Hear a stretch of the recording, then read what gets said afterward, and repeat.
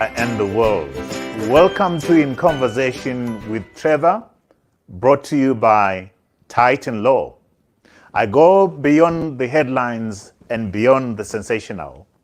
Today, I'm in conversation with former Reserve Bank of Zimbabwe Governor, Gideon Gono. Enjoy this fascinating conversation.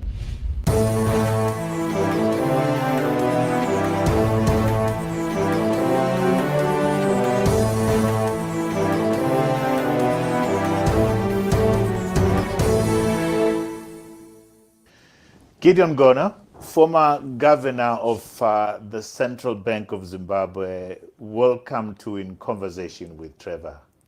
Well, thank you for having me here. This has become an iconic platform for sharing information with the world. Yes. I was so delighted when I got your email saying, I've been chasing you around. You've been saying, no, I'm not ready. So when you finally said you were ready to come to In Conversation with Trevor, absolutely delighted. Thank you for creating the time. Most welcome. I think for me, my starting point is, I've not seen you in a while.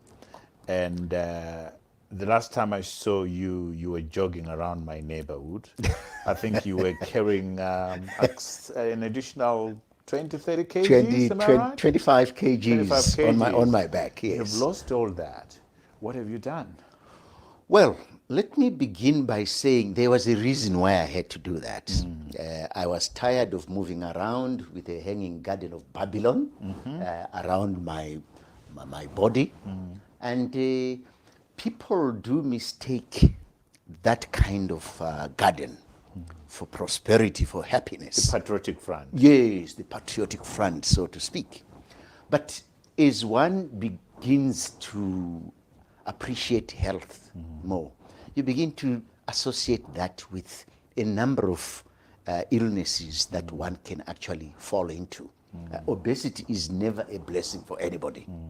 Now, with obesity comes such illnesses as high blood pressure, arthritis, comes with that, with all forms of cancers. They've got their origin in the manner in which we carry ourselves. So I had a determination that at the age of 60, I must look at least 20 years younger. It had been an aspiration that, to be fair, had also been planted in me by the former president, whom I was close to, and he would always chastise me. Wagono, how are you managing to carry that hanging garden of Babylon? Aren't you tired? And I would always then say, at my time, I shall do what. So what have you done? What have you done? Right. It took 4 different phases, so to speak. Okay. One, you've got to have the mental ability, mental stability. You must have a desire to change yourself. Right. Now, most people talk about wanting to tighten belts and so forth. There is nothing harder than changing oneself. Yeah. So I had to start with the diet. Diet. We take into our bodies so many poisonous foods, and they are very nice, by the way. But I stopped eating. I stopped living to eat, and went into eating to live. That's number 1. Number 2, we underestimate the role of sleep in our health styles. Believe me, when I had my hanging garden of Babylon, I would wake up 5-6 times a night. Hardly could put 3-4 hours of quiet sleep at one go. But I had to train myself in that. And now, you slept 5 hours. I mean, you must remember that. So you didn't sleep enough. I used to. Now I am sleeping a good minimum of 7 hours, otherwise 8. Sometimes even frighteningly without waking up at all. Right. So that discipline, and reading a lot about it. And of course, the third and quite important is the exercises. Within the exercises, it's got to be sequenced properly. I started with walking and running. Believe me, in a period of 18 months, I walked a total distance of close to 1,900 kilometers. Wow. I would do a minimum of 10 kilometers a day. In some cases, I would go to 25 kilometers, and I would lose no less than 100 grams a day. So you can almost imagine what it was about. So it was a combination of those. None of the three aspects is more important than the other. You can't say, I'm just going to exercise, and then you default into eating like you've seen food for the first time. You also can't do exercises and then you say, I'm going to sleep 2 hours a day and so forth. So a lot of reading, a lot of discipline got me to a stage where I'm now putting on clothes that I used to put 23 years ago. I feel much better, and it's been very exciting. You look good. You look Thank well. you. You look very healthy. Thank you. Let me take you to. Though others think that I'm sick. Well, you know, we've seen the same thing with Malema in South Africa, who decided he was going to be. People will always talk. People talk when you're fat. Yeah. People talk when you're thin. Oh my People God. talk when you've not done anything. Oh So my people will always talk. Let's move to 29 November 1959, Buhera. That is where you were born. Talk to me about the values that were instilled to you in your formative years, the values and principles that have carried you through life. Just take me back to Buhera and just remember how you were raised and what impact that has had on who Gideon Gono has become. Wow. That's quite some distance. It is. That's some 60 years ago. Yeah. What I know is that it was a Sunday. So I am a Sunday baby. I am a culmination of experiences that have been impacted on me, principally by my parents, who were of a peasant background. And basically we grew up, 8 of us in the family, three boys, 5 girls. I was the middle boy, and 5 girls. It was discipline. Yeah. My late old man, and may his soul rest in eternal peace, my old man always valued education. And believe me, he did something to me and his father also did something to him, which when you look back has come to pass. The first name that was given to my father was Governor. Gov. So that's his first name, Gov. When I tried to inquire why, it was, my father would tell me that his own father, my grandfather, wanted him to be a governor. Like in those olden days, they were governors of, so they called him Gov. He missed that, and it fell on me. So I was to become governor later. So we have to be very careful with the names that we give our children. Yeah, we have to be very careful. Anyway, for the 18 years that I was at home, it was merely a lot of hard work and honesty and discipline. My father was a disciplinarian. Yeah. So, and he also valued a lot of education. So at the age of 13, he sent me to an F2 secondary school. By F2, many people may not know what that stands for. These were technical secondary schools that were introduced by Ian Smith, the first of which was in 1973. For those kids who were believed or judged not to be academically gifted. And I'm one such, not academically gifted and so forth. So I went to NF2 school. F2 school. And it is important that I mention here that my romance with agriculture, my romance with building, my romance with chickens began in February 1973 at that school, where I began with 10 chickens. I had a vision then to want 100, 1,000. And today, my vision in the area of chickens is to be the largest chicken producer on the African continent.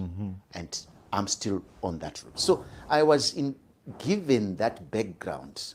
For 4 years, I spent 80% of the time doing agriculture at school, doing building.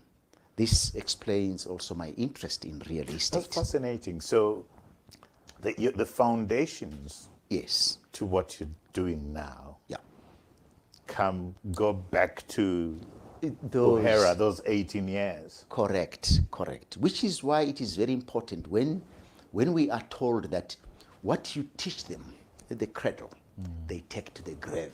It is very important as parents, as friends, as whoever, to be very careful during the formative years of our children, our grandchildren, to ground them in a manner that is going to be impactful, because that is what they will carry. I will die a chicken farmer. I will die a farmer. A proud chicken farmer. Proud chicken farmer. In the fact that later on in life, I was to then buy my new Donington farm and so forth, and in real estate, is actually the foundations in that. Fast forward, in 1977, after completing my 4 years of secondary education in those subjects, I realized that society did not value any of those practical subjects. Society looked to people with an academic background. I had always wanted to be a banker and not a farmer. Well, basically a farmer because my father and so forth were farmer, but I also wanted to be a banker. I'll hold you there because let's walk to what you then become. Yes. Your first job is being a tea maker, being an office messenger, and being a cleaner, which then created a stepping stone to other things. That's a humble beginning. Speak to me about that humble beginning, because a lot of people actually, I've heard a lot of people laugh at you that, we had a governor who was a tea boy. Talk to me about those humble beginnings. Yes, I still regard myself as the best tea maker, the best messenger, the best toilet cleaner, and whatever you want right now. They were very humbling days. Imagine after 4 years at a secondary school, you look for a job and you are told that you are not educated. You don't deserve any clerical or any job other than menial. So I came to terms with that at a very early stage and got a job as a tea boy, messenger, toilet cleaner, and so forth. Right. And National breweries. national breweries. I realized also one thing, that we cannot all start at the top. And I needed a strong foundation. Yeah. I would rather be underestimated and do better than to be overestimated and be a disaster. Yeah. So, yes, those were my best years. Yeah. I cherished drinking 15 to 20 cups of tea a day. My office was the tea room, and it gave me so much pleasure to be the first to get to work and to be the last to leave the offices, because that's what did that teach you? What did that teach you? Starting right at the bottom and humbling space, serving people. Talk to me about what that did to you. It actually, yes, it was very, very humbling, but I learned a lot. There are certain behaviors that managers or seniors do to those that are below them, which I vowed I would never, in my career, in my life, I prayed that I would never behave like that to anyone. I also, at that time, took time to be cheerful, to do the best that I can with a given job. Right? I realized early that it was not my destination, but I needed to do something to uplift myself from there. Believe me, the person who succeeded me in 1982 is still a senior team maker today at National Breweries. But having gone through that process of discipline, I would be asked by my bosses, give them tea, they look up, what would you like to be? I said to one of my bosses, I want to be like you. So good luck. But then, they then helped to guide me. Yeah, this was an accountant. So I then would go back home. Remember, I'm the first to come and the last to leave. And then my first pay was sent to Rapid Results College for my lectures to then do O level. Yes. And I vowed that I would not die or end my career as a tea maker. I would read certain pamphlets. That's when I realized there is something called accounting. There is something called an MBA. There is something called a doctorate. Because and I admired those people.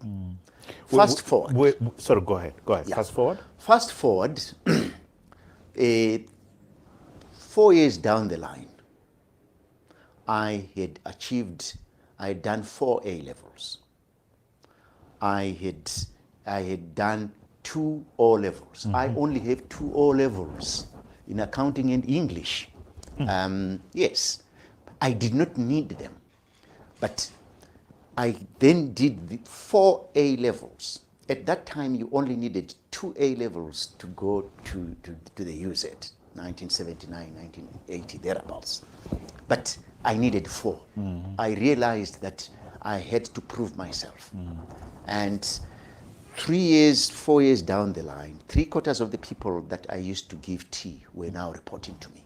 Wow. Yes, I had already started on my CIS, and I would go to my bosses and ask if there is any clerical work that I could do for them, and I'll do that in my kitchen. Yeah. So what I learned out of that is, it does not matter what your position is in life. Never, never, never look down upon anybody. Never look down upon somebody who was created by God, because you don't know what God's plan is for them. Yes. And Jeremiah 29 verse 11 says, 11 rather, verse 29 says, I knew you before you were born. And my plans for you are to prosper you. And not to harm you. And not to harm you. And by the way, it turns out that 11/29 happens to be my birthday, November 29. And Jeremiah 29, Jeremiah 11, verse 29. So I always try and correlate things. So, yeah. The discipline to work yourself through school, to take yourself through school, resulted in you having an MBA. Correct. And then a doctorate. Correct. From the International University of Atlanta. Correct. After your honorary degree. Yes. So where does that inspiration, where does that drive come from? I would say I'm passionate about biographies. I really, really read a lot of biographies, and I've read probably more than 50 books on other people's lives. So that ambition is a culmination of borrowing from the balance sheets of several people. Yeah, I would. I really admire so many people. Like who? Who inspires you? Who's inspired you? One of the most relevant, I think, in our situation right now is Abraham Lincoln. Abraham Lincoln, the American president, he had failed several times to run for office, but he never gave up. The quality that we must always have, never give up. Never give up. Number two, first with a situation of several opposing characters in his throughout his run-up for presidency and so forth, several factions and contending partners. When he won his presidency, he formed what is known as a team of rivals, one of the best cabinets that has ever ruled America. He was able to bring together forces that yesterday opposed him and chose to see the positives in each of them and not the negatives in whatever they were trying to do. I say this against a background where I say, today what Zimbabwe would benefit from is to read the book entitled A Team of Rivals. Yes. It's no wonder that, I'm referring to that. It's no wonder that one of the best economic episodes of our times has been during the times when we had a team of rivals. GNU. The GNU. Yeah. So that's the other book I really love, and it's J.F. Kennedy. Okay. Quite charismatic and so many other qualities. And Ronald Reagan is one of my really biographical. Ronnie was really an actor. Nobody gave him a chance to. A T-boy. A T-boy. Yeah. And so it demonstrates that it doesn't matter what your background can be. Where you start from. Exactly. If you look at Abiy, again, it's the same background. If you look at Bill Clinton, again from Humble the ghetto, beginnings. humble beginnings. If you look at Obama, humble beginnings. So what that shows is that you need to just have your focus, read widely. In John Major is one of those. I mean, from nowhere, right, and to become the prime minister. Yeah. Okay. Yes, Maggie Thatcher. Oh yes, I loved Maggie Thatcher, and I love her autobiography. Maggie Thatcher would tell you that, guys, I have no time to teach you. If you are going to be in my cabinet, these are the books that I've read, A, B, C, D. So you need to be in tune so as to understand me. And so I've read several. And that's deposited a lot of that stuff has into deposited what you a become. lot in my character. That has given me a lot of courage to overcome certain perceived hindrances. But God plays an important role in your life. Your faith plays an important role. Correct. Talk to me about that. Correct. Every day, without fail, I would, when I got to the office as a tea maker, I would kneel down in the office of my boss. And when I left, I would kneel in the office of my boss and say to the old man, "Old man, I did not ask to be born. You are going to make sure that you lead me through a path that's going to give me a life that you have planned for me." Believe me, several things that have happened in my life are as a result of the blessings from God. And I'm one person who, whenever I have asked for something and knelt down, believe me, it has happened. I can give you an example. On the 29th of July in 1991, I sat at the back of the class doing an MBA. I had never been to before a lecturer, mind you. I saw lecturers bellowing from one corner to another. And I prayed, I said, when I'm done, Lord, I want to bellow like these lecturers. I want to be like one of them. Yes, yes. And the relationship that I have with the old man is one where I demand. I say, I'm your child. You're his child after all. Yes. I look at my granddaughters, grandchildren, and my children at home, demanding to say, Kulu, I want this and so forth. Why should that not be the case of the relationship we have with God? Yeah. So, to be honest, everything I've done has been led by God. When I was doing my CIS, there were certain things that I was not happy about in terms of the syllabus. I prayed to God. I said, Lord, when I'm done, I want to be able to change this. Believe me, as soon as I finished, unbeknown to me, I was appointed to the Professional Competence Committee of the CIS, which meant to look at the quality of the education. And you were able to And I was able to change. When I started then bellowing after my MBA, as a lecturer, part-time lecturer. as a lecturer, which I had prayed for, there were things that I was not happy with in terms of the administration of the University of Zimbabwe. And I prayed to God to become one of the councillors. Indeed, in my absence, I was elected to council. Within council, there were things that I was not happy with. And I was soon to be elected chairman of the UZ Council. Now that T-boy was now the employer of professors, deans, doctors, and so forth. God has answered your prayer. This is it. I'm a product of God's prayers. Yeah. When I became a banker, there are certain things that I realized needed to be changed. And you ended up being the And I central ended bank up governor. being the headmaster of the financial institutions. Let's go straight away to your first big move after your being T-boy and so forth. You become the general manager of Zimbabwe Development Bank. What were the highlights for you as general manager of ZDB, if you recall, as briefly as possible? Because I was multi-skilled, I was a chartered secretary. So I fitted the groove of bank secretary. I was a chartered secretary, so I fitted the groove of an administrator. I was a chartered secretary, so I fitted being an accountant. So I feel an HR person.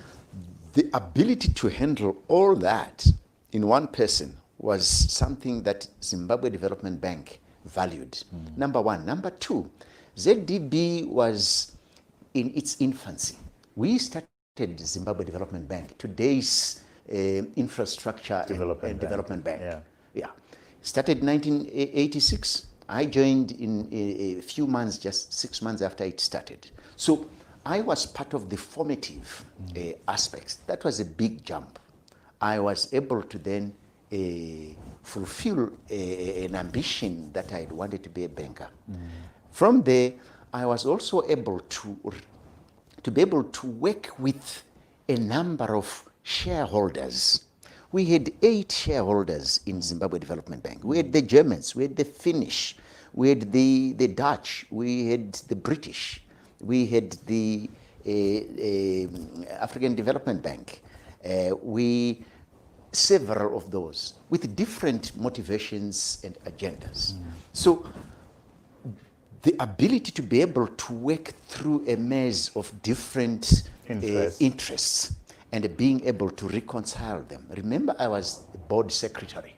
So before going into any board meeting, as a secretary, you must make sure that you are at one with all your directors. That way, I began my ability to reconcile diverse opinions. I did not want a board meeting that would be acrimonious. Never. And then from then on, you for 9 years, you then spent 9 years at CBZ. And correct me if I'm wrong, my recollection says this is the time that CBZ had just been recovered from the ruins of the Bank of Credit and Commerce International, and you joined them, which must have been a crazy move.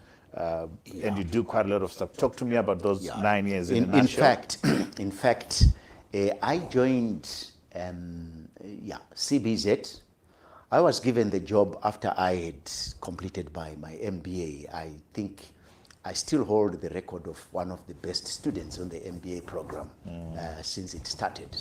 So, and my thesis had been on banking, and I had interestingly, the man who gave me the job was the current president. He was acting Minister of Finance. That's His Excellency President Mnangagwa. Yes, he was acting Minister of Finance. He tells me at that time that he was impressed by my CV. And he called me to Parliament. He asked me and said, what will happen if we don't give you the job? After I had been selected by Price Waterhouse and so forth. I said, if you don't give me the job at CBZ, I'm going to start my own bank and take CBZ to the cleaners. So you're threatening the current president. So he liked the history. When he took my CV to RG, that's how I used to refer to him. And to the late Bernard Chidzero. They all just said, let's give him. What were the memorable things during that 9-year period? I remember very well that part of the mission of my joining in was to try and turn around the bank or put it to bed. Kill it completely. Yes, completely. It took me 14 days to do a diagnostic study of what had gone wrong with CBZ. CBZ was the place where all the ills about banking, what never to do, what not to do about banking, how not to handle clients, the breakdown of systems and procedures were to be found in fertile ground in CBZ. Yes. Or most of the loan portfolio belonged to politicians who were not keen to pay. They did not want to pay. So that was killing the bank. And here I was to try and either kill it or turn it around. So, and that was on the 1st of February. It was a Wednesday when I joined in 1995. So in 14 days, I was able to convince the central bank that it could be turned around, right? Provided they gave me the support, which was. I also highlighted the dangers of letting it fail, because all the liabilities were going to fall on the taxpayer, which is government. So I said it pays to turn it around. But we also needed to privatize it. I said government had no business in having 100% of CBZ. I needed a mandate to privatize it, and preferably bring, So the privatization was a highlight. It meant me going to New York, going to Singapore, going virtually everywhere to South Africa to convince investors. You ended up with ABSA, IFC, and later on the the Libyan Bank. The Libyan Bank, yes. In June 1998, we listed CBZ. That must have been a highlight. It was a moment of joy and happiness to lift. Having been given the choice to kill it or to get it going, correct, you get to list it. Yes, but more importantly was the role of vision, of visionary leadership in the bank. I went in, if you recall, I gave prominence to the word, to the term bank with a vision. And I remember taking my team away to Mashika Day on the 16th to 19th of March 1995 to try and mold everybody to a direction. And most people go into institutions and never bring their vision to play.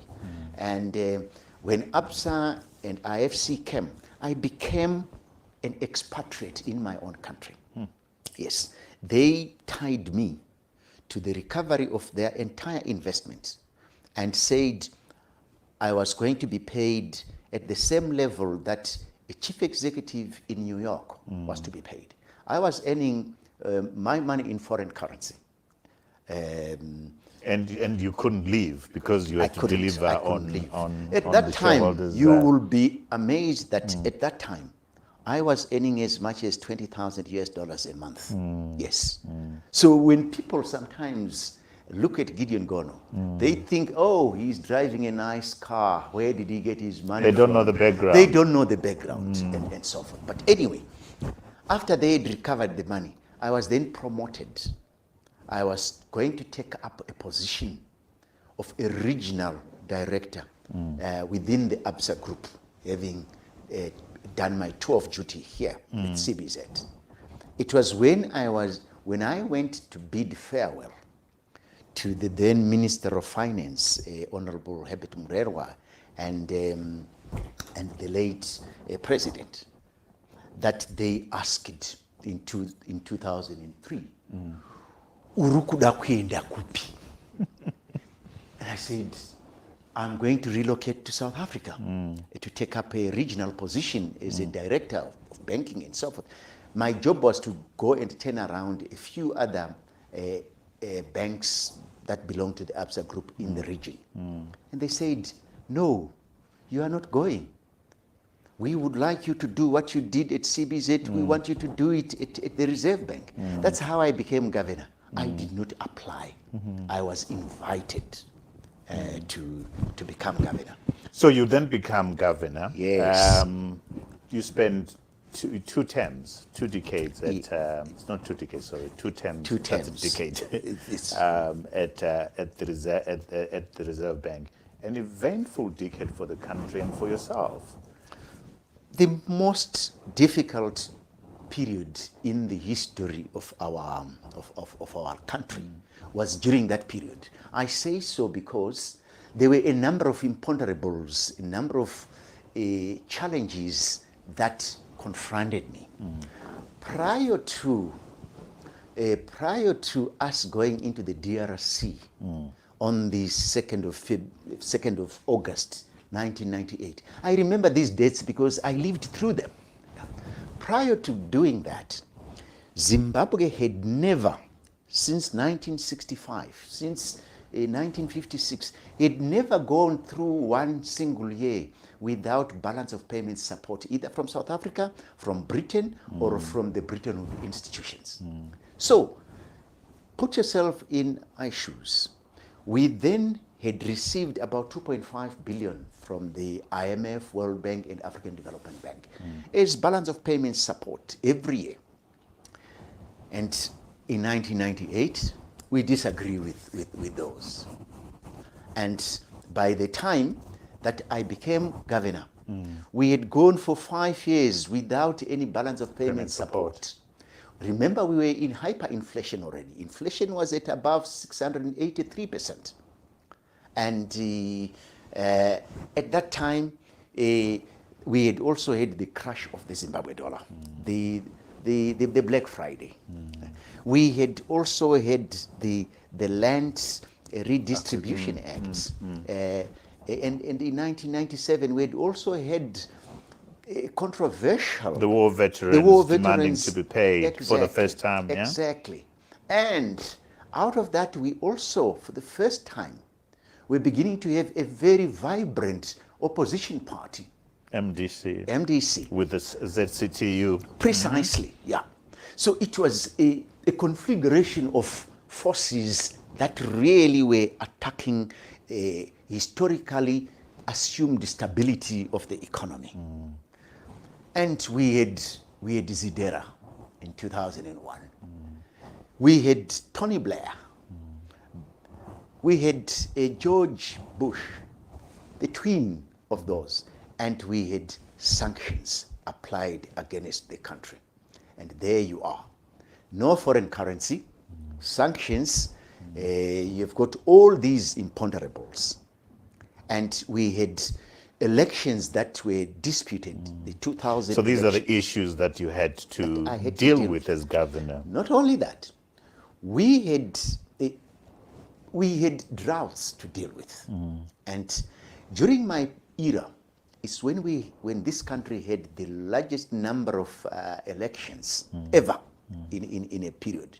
We had elections in 2000. We had elections in 2002, the presidential elections. We had elections in 2002, in 2005. All those, when an election is about to come, you are rest assured that for the next 18 months, you are suspending all rationality to do with the economy, and politics takes over. So, period of political interruptions. Then, you also had in March, the first, you had in March the violence that was perpetrated on the late Morgan Tsvangirai in Highfields and Nelson Chamisa. That caused a lot of disturbances and so forth, and therefore the rest is history. So you're governor now. You have to deal with those issues. Yes. You have to manage these variables, volatile, unprecedented. When you look back at your tools, Right. in dealing with this issue, what is there something that are there things that you'd want to do differently? Were you to revisit all Definitely. those issues? I see the factors that are coming at you, but you responded. Yes. When you look at your tools of response, what goes through your mind? Yes, definitely I would do things differently. But some I would perfect. Okay. Yeah. I have no regrets over anything that I did, because we were going through an extraordinary period without any precedent in the history of our country. It was a period which it was easier to give up than to continue. It was a period when you would really wake up and you wondered whether you really should go to work or not. But you also had to realize that governors have got a duty to instill confidence in the people. If a governor starts crying, what about the ordinary person in the street? They will commit suicide. So we had to engage, I had to engage in some necessary ambiguity with constructive intent to deal with certain things. And necessary ambiguity with constructive intent. Yes, necessary ambiguity. Right. Necessary. Yeah. Necessary.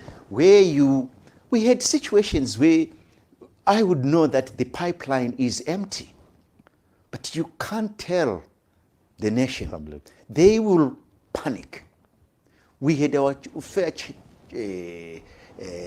fair share of fuel shortages, electricity shortages, maize. So you say that you have no regrets, but there's stuff that you'd fine tune, that you'd approach differently. Yes. One or two that you'd Yes. fine tune. What would be those? I would be more. I would be more forthright with my principles than I was, because when you look at it, a lot. And I wrote to say in my monetary policies, and I would say that the paint is still too wet for you to lean against the wall. In other words, there were times when we would be making progress in reduction of inflation, but all of a sudden, the politicians would make decisions that reverse everything. There were things like the Indigenization and Empowerment Act. I think the record will show that I was one of the most vocal persons against that. And I said, it is killing investor confidence. But was I listened to? No. But where are we? 10 years down the line, 10 years after I left, that's when people realized that that piece of legislation, which was quite an emotive one, was I was emphasizing more on productivity. But would people listen? there were still inversions, long after the land reform had been done. Now, what would I do differently? Yeah. I would hold people to account. I used to say that... Who are those people? I The would... politicians Yes, or the men on the street? Yes, men on the street and the politicians. I would be more prescriptive and a lot more directive than I was. I would always say, you can appoint all Zimbabweans to become governors, but there was an elephant in the room, which unless it was exercised, all the 14 million governors that you would appoint will never succeed. What was that elephant in the room? It's still there. Yeah, it is still there. What is it? We all know. Okay, Yeah. so let me ask you this. Yeah. So Do you think that your close relationship to with President Robert Mugabe compromised your ability to be much more forthright with the authorities? actually, it helped. It helped a lot, in the sense that I could, when I was at CBZ, for instance, that's when the relationship started. When I was at CBZ, I was able to ask him to be my client. And he was predominantly, he was never a borrower, he was a depositor. I would then go to him and say, you know what? Your deposits that you brought to me are under threat from people who borrowed that money. They're not paying back. They are not paying back. If you ask for it, I will not be able to pay you. And he would say, what? I would say, yes. And therefore, he would rein in on the politicians.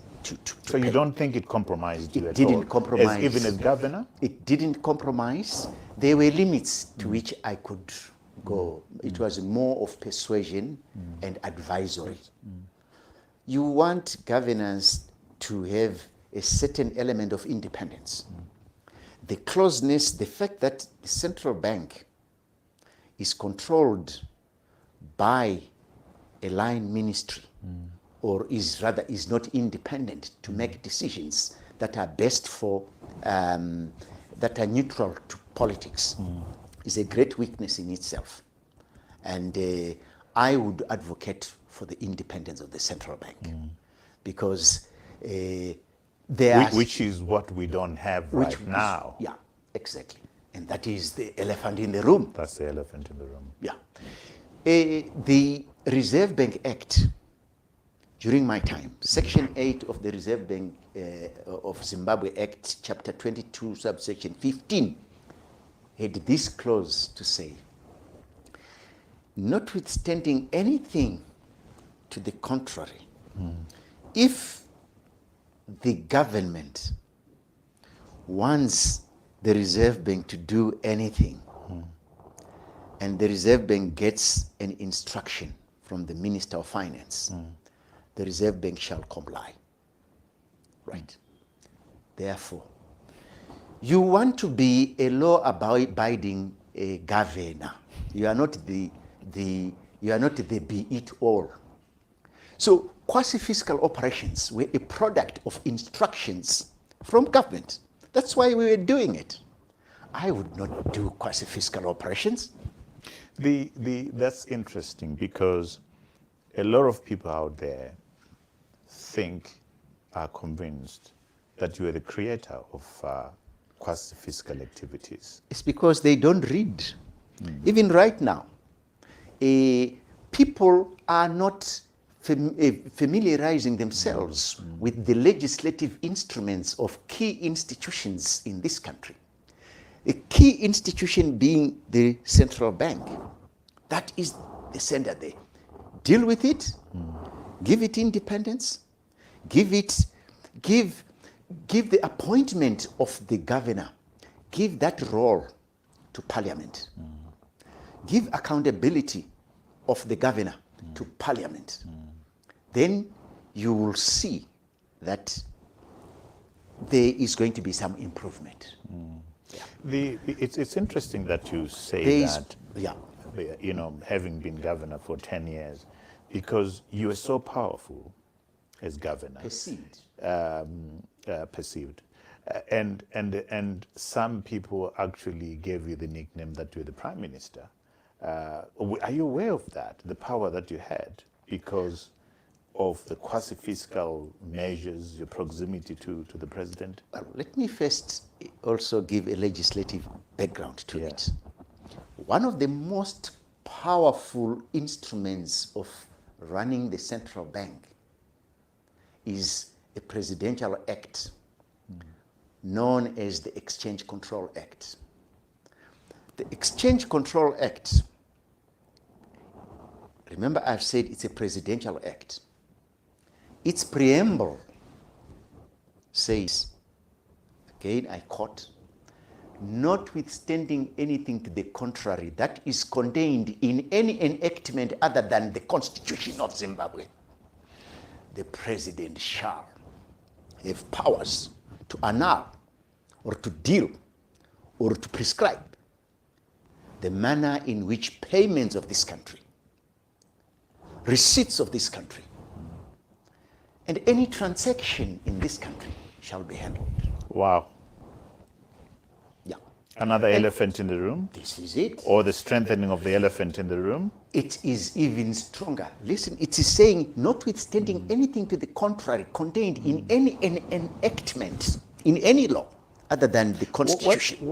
Given the experience that That you is a have, 1965 act, by the way. given what the experience you have, Gideon, what would you do with those two instruments that you've just highlighted right now?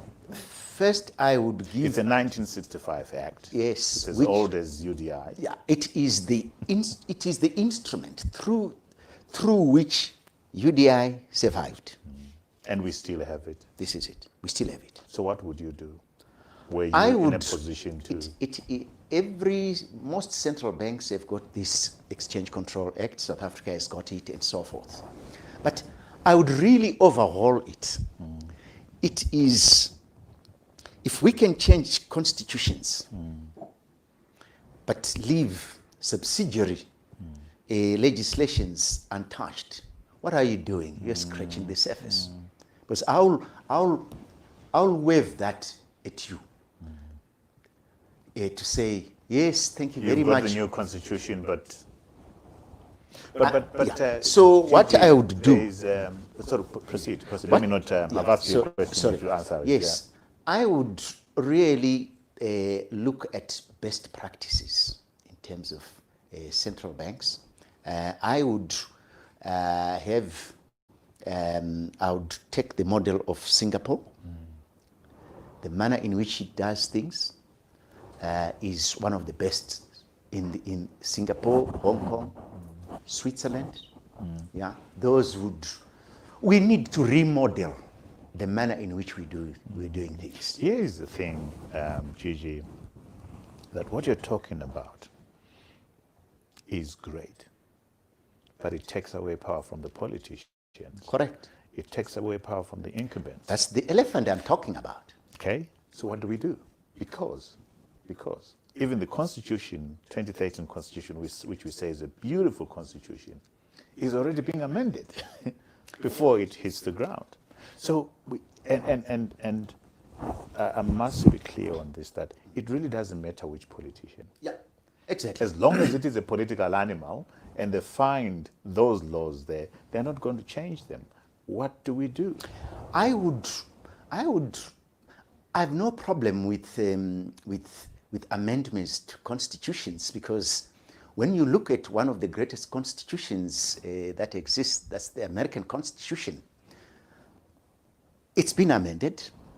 The last time I checked, it had been amended 27 times. But over how many years? Over 244 years. It has only been amended 27 times. Okay? Because there are checks and balances to it. Now, then the subsidiary legislations that deal with, say, the the Fed, that deal with even what used to be the Bundesbank, and so forth. It was aligned. You can't just tamper with it. You would need a certain minimum amount of votes in parliament to change it. I'll give you an example. There is fear to say, oh, we can't print money, we can't because of our experiences of the past and so forth and so forth. Why? Why did the legislation allow the governor to be the sole decider of what to print? It must go back to parliament, so that before the governor increases the quantum of money which is going to print, he gets a quota. You justify why. Yeah. And so it's what you're talking about, Gigi, is building of institutions. Strong institutions, not just institutions, yeah. Strong rather institutions. than relying on personalities, the goodness of them or otherwise. Yes. That's what you're talking about. That's what I'm referring to. We really need to invest a lot of time in building strong institutions before we even talk about going to the next election, going about that. It is pointless as long as you have got defective institutions that rely on personalities whose appointments are subject to the whims of the political arena. Appointments, restricting or leaving appointments to key institutions, to commissions, and so forth, is not going to take this country far. Wow. Gideon, you've written this book, and which... and I'm writing two more. You're writing two more, because this covers the first 5 years of your term of office, and Correct. you've called it Zimbabwe's casino economy, extraordinary measures for extraordinary challenges. And some of us who lived through that period remember the extraordinary challenges of zeros being cut off, money being printed, the police searching your boot for currency. Those were extraordinary times. Indeed. Describe to me what are the core attributes of this casino economy, as briefly as you can. The casino economy there was informed by my experiences of a number of factors that make the life of a governor very difficult. I remember even my former counterpart Tito Mboweni recently tweeting and saying, hey, he had read the book and saying, hey, feel pity for governors. Now, issues to do with the discipline. Yeah. Discipline is a product, it is key in financial institutions, a key to any monetary system. We had indiscipline of the order that has never been experienced anywhere in the world. It was compounded by the political involvement that showed its face there. You tried to bring an institution to order. The next thing is you get a call from a minister. You get threats from some faceless individuals and institutions, which you knew very well have got powers to actually harm you. Right? You had a corruption taking different forms and manner and going unpunished. You had a situation where outside forces were also, conspiring against that. In other words, the sanctions. We should describe as terrorism. It is this book, yeah. Exactly. We're conspiring against any order that you would bring. For instance, you knew very well that you were never going to come up with any monetary policy statement that would really be followed to the letter by by the players, because there was the political element to it, which was to undermine the economy in a manner that would cause a regime change.